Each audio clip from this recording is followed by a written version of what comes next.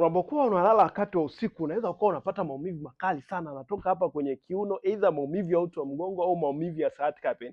Sababu mojawapo ya kupata hayo maumivu ni misuli yako kuweza kukaza wakati wa usiku, kwa sababu unapokuwa unalala wakati wa usiku misuli yako inajaribu kuprotect uti wako wa mgongo, kwa hiyo inakuwa ina tight.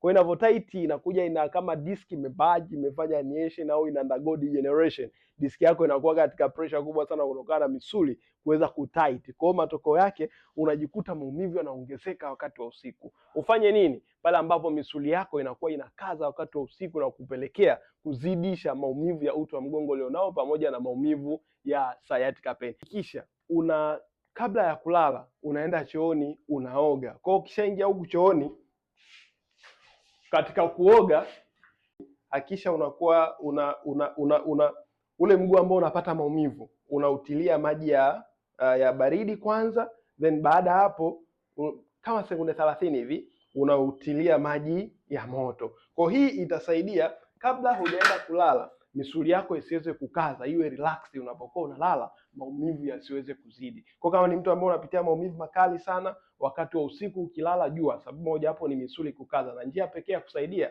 oga ule mguu ambao unapata maumivu, unaogea maji ya baridi then ya moto, ili ukienda kulala misuli iwe relaxed, maumivu yasizidi kuendelea. Endelea kufuatilia kuweza kupata tips zaidi kwa ni vipi unaweza kudhibiti maumivu yako, na share hii video kwa wengine wajifunze zaidi, na tunajali afya yako ya viungo na mifupa.